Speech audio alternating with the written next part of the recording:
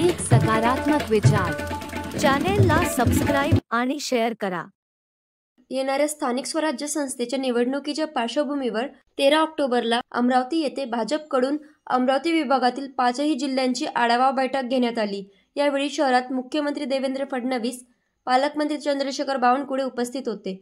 स्थानिक स्वराज्य संस्थेत महायुती होणार की नाही यावर मुख्यमंत्री देवेंद्र फडणवीस यांनी मीडियासोबत संवाद साधताना स्पष्ट केले। महानगरपालिका, जिल्हा परिषदा, नगरपालिका, नगरपंचायती याच्या निवडणुका आहेत।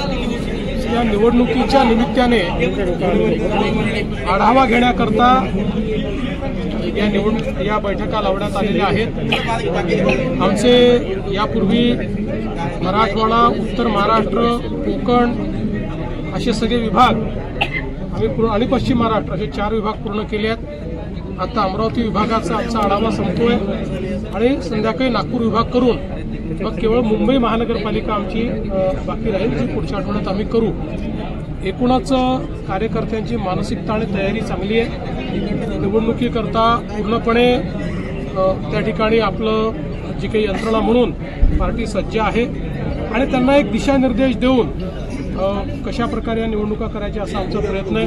युतीच्या संदर्भातही आम्ही जे काही अधिकार आहेत ते खाली देतो आहोत, पण साधारणपणे जिथे जिथे शक्य आहे तिथे युती केली पाहिजे अशा प्रकारचे निर्देश दिलेले आहेत। आणि एखाद्या ठिकाणी युती झाली नाही तरी मित्रपक्षावर टीका करू नये अशा प्रकारचे निर्देश हे त्या ठिकाणी दिलेले आहेत। मला असं वाटतं की महायुती म्हणून या निवडणुकीमध्ये चांगलं यश आमच्या तिन्ही पक्षांना मिळेल।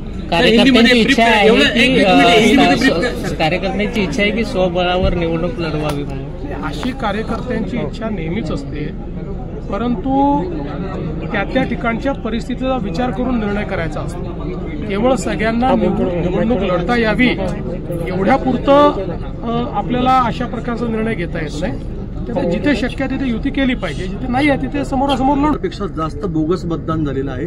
लिपिक, चपराशी, इव्हन स्कूल बस चालक सुद्धा यांना सुद्धा मतदार यादीत समाविष्ट मागच्या यामध्ये शेखर भोये यांनी एक अशा प्रकारची तक्रार ही आमच्याकडे आलेली आहे आणि आमच्या लोकांनीही ती तक्रार त्या ठिकाणी निवडणूक आयोगाकडे दिली आहे। यावेळेस आम्ही पूर्णपणे लक्ष ठेवून आहोत की अशा प्रकारे कुठल्याही परिस्थितीत असे खोटे मतं नोंदवून कोणाला त्या ठिकाणी निवडणूक लढता येऊ नये।